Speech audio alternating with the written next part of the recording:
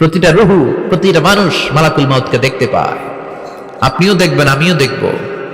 মুমিনদের কাছে এসে মালাকুল মাউত একজন যুবকের বেশে সাদা ধবধবে জুব্বা পরে সুগন্ধি মেখে মুমূর্ষু ব্যক্তির শিয়রে বসে বলে, ইয়া আইয়াতুহান নাফসুল মুতমাইন্নাহ, হে প্রশান্ত আত্মা, উখরুজি ইলা মাগফিরাতুল্লাহি ওয়া রিদওয়ানি, আল্লাহর ক্ষমা আর দয়ার দিকে বের হয়ে আসো। বলা মাত্রই মুমিনের আত্মাটা স্মুথলি বের হয়ে আসে। কাফান মিন আকফানিল জান্নাহ, হানুত মিন হানুতিল জান্নাহ, জান্নাত থেকে আনা সুগন্ধি কাফনের মধ্যে পেঁচিয়ে তিনি রূহটাকে নিয়ে ইল্লিনে চলে যায়। সরাসরি দেখে মালাকুল মাউতকে। আর যারা ইসলাম বিরোধী, কোরআন বিরোধী, তাদের সামনে এসে মালাকুল মাউত ত্রাস সৃষ্টি করে। আগে ধমক। হাইওয়েতে মাঝে মাঝে ডাকাতি হয় না? বাসগুলোর মধ্যে যখন ডাকাতি হয়, বাসে থাকে 50 জন, ডাকাত ঢুকে 5 জন। এই 5 জনের ভয়ে সবগুলো পেশাব করে দেয়, কারণ ত্রাস সৃষ্টি করে। এসেই চাইনিজ কুড়াল দিয়ে আগে কুবায় দেয় 4-5 জনের। রক্ত দেখে কি দেওয়ার সব আগে রেডি করে রাখে। মালাকুল মাউত এসে কাফের, নাস্তিক, মুশরিকদের সামনে সেরকম একটা ত্রাস সৃষ্টি করে। ভয়ে লোকটা কাঁপতে থাকে। ওর কাছে ভদ্র ভাষায় কথা বলে না, সুন্দর জামা পরে আসে না, কালো কুচকুচে চেহারা, ভয়ঙ্কর একটা রূপ নিয়ে, আকৃতি নিয়ে ইসলাম বিরোধীদের মাথার সামনে আসে। দুর্গন্ধযুক্ত চেহারার দেহ নিয়ে ধমক দিয়ে বলে, ও পাপাত্তা, ইয়া আইয়াতুহান নাফসুল খাবিসা উখরুজি ইলা গাদাবিল্লাহ, হে পাপাত্তা, আল্লাহর রাগ, ক্রোধ আর গজবের দিকে বের হয়ে আয়। মুমিনের আত্মা বলার সাথে সাথে যেমনি মুমিনের দেহ থেকে বের হয়ে জান্নাতি কাফনের ভেতরে ঢুকে, কাফেরদের আত্মাও কি এরকম তাড়াতাড়ি বেরোতে চায় নাকি? কাফেরদের আত্মা বেরোতে চায় না। ডানে দৌড়, বায়ে দৌড়, সামনে দৌড়, পেছনে দৌড়, আহা, দৌড়াদৌড়ি করে। মালাকুল মাউত এটাকে টেনে হিচড়ে, একটা জীবিত ছাগলকে জবাই না করে তার চামড়া উল্টার দিকে টেনে হিচড়ে বের করলে ছাগলটা যত কষ্ট পায়, এর চেয়ে কমসে কম 70 গুণ বেশি কষ্ট দিয়ে কাফের, মুশরিক আর গাদ্দারদের রূহ কবজ করা হয়। আল্লাহ, এই পরিস্থিতি থেকে তুমি আমাদের বাঁচাও। মুমিনদের রূহ যেমনি কবজ হয়, ওইভাবে রূহ কবজের ব্যবস্থা করে দিও। ঈমানের মৃত্যু নসিব করে দিও, শাহিদি মৃত্যু নসিব করে দিও। আমাকে শহীদ করে সেই মিছিলে শামিল করে নিও, যে মিছিলের নেতা মীর হামজা, খোবায়েবে খাব্বাব, আল্লাহর কাছে ছিল অতি প্রিয়, শামিল করে নিও। আমাকে শহীদ করে সেই মিছিলে শামিল করে নিও। পড়েন আমিন। আর জোরে পড়েন আমিন। তার মানে বিমান দুর্ঘটনায় হোক, কিংবা লঞ্চ ডুবিতে হোক, কিংবা আগুনে পড়ে হোক, কিংবা আত্মঘাতী হামলায় হোক, যে যেখানেই মারা যায়, কবরের 3টা প্রশ্ন তার জন্য আছে না নাই? ইসলাম বিরোধীদের জন্য প্রশ্ন 3টা, আপনারা যারা মুমিন তাদের জন্য 4টা। আপনাদের জন্য একটা বেশি, আলহামদুলিল্লাহ। কোন কবরে এসে প্রথম প্রশ্ন করবে, মুনকার নাকির যখন চলে আসবে, 40 কদম যখন আত্মীয় স্বজনরা লাশটাকে কবরের মধ্যে দিয়ে 40 কদম চলে যায়, তখনই ফেরেশতা চলে আসে। আহা, শেষ, সব শেষ। এসেই পরীক্ষা শুরু। মার রব্বুক, তোর রবের নাম কি? চিল্লায় বলেন, আমাদের রবের নাম কি? আমরা বলবো রব্বি আল্লাহ, আল্লাহ আমারে রব। দমে দমে তনু মনে তারি অনুভব। পড়েন, আল্লাহ আমারে রব। তোমার দুনিয়াতে আমি যেদিকে তাকাই, অথই নিয়ামতে ডুবে আছি সবাই। পাখপাখালির গানে শুনি তসবিহ কল রব, তসবিহ কল রব, আল্লাহ আমারে রব। প্রথম প্রশ্ন, তোমার রব কে? আমরা বলবো আমাদের রব আল্লাহ। দ্বিতীয় প্রশ্ন, ওমা দীনুক, তোমার ধর্মের নাম কি? আমরা কি বলবো? তৃতীয় প্রশ্ন, বিশ্বনবীর চেহারা দেখিয়ে বলা হবে, আতারিফু হাদার রাজুল, এই লোকটারে চিনো নাকি? আমরা বলবো চিনি, আমাদের প্রাণের নবী, ঠিক কি না? চাঁদের চেয়ে সুন্দর তুমি নবী আমার কামলিওয়ালা, দু জাহানের বাদশা তুমি প্যারা নবী সাল্লে আলা, চাঁদের চেয়ে সুন্দর তুমি নবী আমার কামলিওয়ালা, ঠিক কি না? তিনটা প্রশ্নের যথাযথ উত্তর যখন দিয়ে দিলেন, আপনার জন্য অতিরিক্ত আরেকটা প্রশ্ন করা হবে, ওয়ামা ইলমুক, তোমার নলেজ কি? তিনটা প্রশ্নের উত্তর যে তুমি করতে পারলা, কিভাবে পারলা, কেমনে জানলা? নকল করে বলছো নাকি জেনে বুঝে আসছো? নকল হয় না? এখন তো পরীক্ষা চলতেছে বোধহয়। কি পরীক্ষা? এসএসসি পরীক্ষা। নকল হয়? কৃষ্ণপুরে নকল নাই না? এখন মনে হয় এগুলো একটু কমছে। একটা সময় ছিল অনেক নকল হইতো।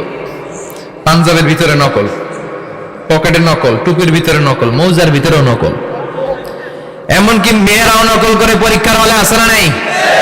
স্কেলের মধ্যে লিখে নিয়ে যায়, হাতের মধ্যে লিখে নিয়ে যায়, ওড়নায় লিখে নিয়ে যায়, কাপড়ে লিখে নিয়ে যায়, আসে না নাই? ফেরেশতারা বলবে নকল করছো নাকি? কেমনে জানলা? তিনটা প্রশ্নের উত্তর তুমি কেমনে বললা? আল্লাহ তোমার রব, ইসলাম তোমার ধর্ম, এই লোকটা বিশ্বনবী, কেমনে চিনলা? আপনাকে তখন বলতে হবে আমি কোরআন থেকে শিখেছি, আমি হাদিস থেকে শিখেছি, আমি ইসলাম জেনে বুঝে মেনেছি, আমি আন্দাজে কোথাও ঘুরি নাই। চিল্লায় এখন ঠিক কিনা? আপনাকে বলতে হবে। এজন্য শিখতে হবে, প্রতিনিয়ত ইসলাম সম্পর্কে জানতে হবে, আখের গোছাতে হবে, জীবনটাকে আলোকিত করতে হবে। চিল্লায় বলেন ঠিক কিনা? চারটা প্রশ্নই যখন হয়ে গেল, ফেরেশতারা বলবে আহলান ওয়া সাহলান ওয়া মারহাবান বিক, খোশামদেদ, কংগ্রাচুলেশন, খোশামদেদ, কংগ্রাচুলেশন। সব প্রশ্নের উত্তর তুমি পেরেছো। ফায়ুফসাহু লাহু কবরুহু ৭০ যিরান, আপনার কবরটারে ৭০ হাত লম্বা করে দেয়া হবে। ওয়া ইফতাহু লাহু বাবুন ইলাল জান্নাহ, আপনার কবর থেকে জান্নাতের দিকে দরজা খুলে দেয়া হবে। ওয়া ইউলবাসু মিন লিবাসি আহলিল জান্নাহ, জান্নাতের দুইটা রেশমি কাপড়ের পোশাক এনে আপনারে পরিয়ে দেয়া হবে। আর বলা হবে নাম কানাও মিলা আরুস, ঘুমাও, sleep, you should get some sleep now, তোমাকে লম্বা সময় পাড়ে দিতে হবে, ঘুমাও। কানাও মিলা আরুস, যেমনি বর বাসর রাতে আরামসে ঘুম দেয়, বাসর রাতে যেমনি বর কনেকে নিয়ে মধুর ঘুম দেয়, তুমিও ঘুমাও, কেউ তোমার ঘুম ভাঙবে না। মালাক ইসরাফিলের, কিয়ামতের জন্য ইসরাফিলের সিংহায় যে ফুৎকার আছে, ওই ফুৎকার ছাড়া কোনো কিছুই তোমার ঘুম ভাঙাতে পারবে না। আলহামদুলিল্লাহ পড়েন।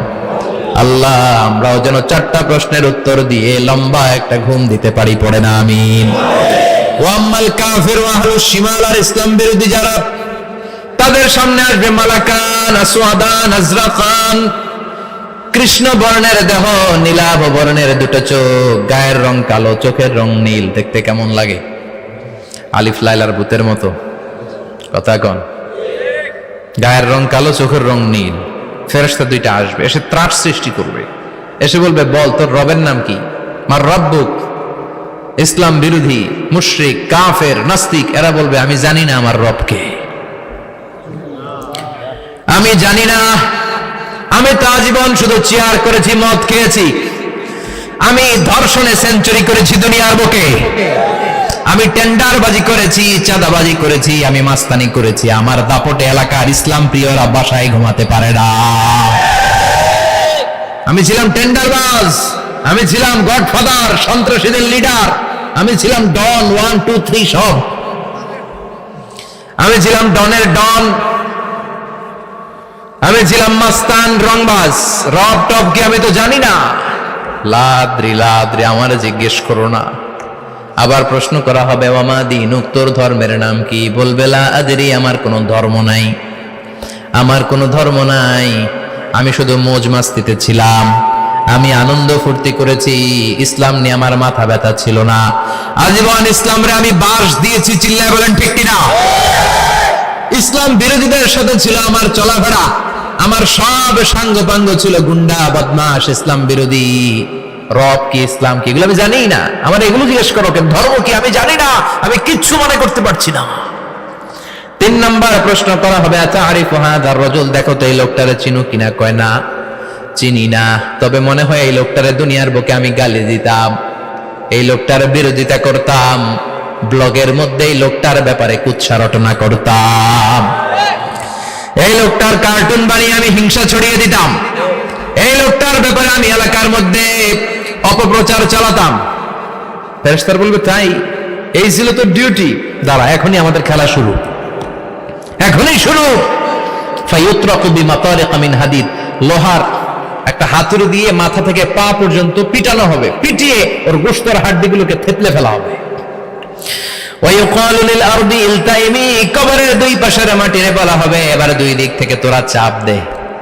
চাপ দেয়া হবে, ধাক্কা ধাক্কি করেও সে সুবিধা করতে পারবে না। মাটি আস্তে আস্তে আস্তে আস্তে দেহের দুই দিকে লেগে এমন জোরে দুইটা চাপ দিবে, ফাতাখতালিফা আদলাউহু, তার ডান পাশের পাজরের হাড্ডি বাম দিকে ঢুকে যাবে, বাম দিকের হাড্ডি ডানে চলে যাবে। বিষ্ণুই বললেন এই হাতুড়ি দিয়ে পিটানোর শাস্তি, কবরের চাপ দেওয়ার শাস্তি চলতেই থাকবে হাত্তাল কিয়ামা, কিয়ামত পর্যন্ত। আল্লাহ কবরের শাস্তি থেকে আমাদের বাঁচাও। আমরা এই আযাব পেতে চাই না, আমরা যেন ঠিকভাবে কবরের 4টা প্রশ্নের উত্তর করে দিয়ে লম্বা ঘুম দিতে পারি। আল্লাহ তুমি তৌফিক দাও। এজন্য আল্লাহ বললেন গোলাম দুনিয়া নিয়ে পাগল হয়ে থেকো না, এই দুনিয়ার জীবন আসল জীবন নয়, আসল জীবন হলো কবরের জীবন। জোরে বলেন ঠিক কিনা? এই জন্য মাঝে মাঝে কবরে যাবেন, কবরস্থানে দাঁড়িয়ে চিন্তা করবেন এই জায়গায় আমারও আসতে হবে। দিন যাবে, রাত আসবে, বৃষ্টি হবে, শীত আসবে, কেউ আমার দেখতে আসবে না, একা থাকতে হবে। একা, বড় একা, অন্ধকার, বড়ই অন্ধকার। ওই কবরের জীবনের সামান গোছানোর দরকার আছে না নাই? ওই কবরে সুখে শান্তিতে থাকতে চাইলে নামাজ পড়ার দরকার আছে না নাই? কোরআন পড়ার দরকার আছে না নাই? ছেলে মেয়েগুলোরে মানুষের মতো মানুষ করার দরকার আছে না নাই?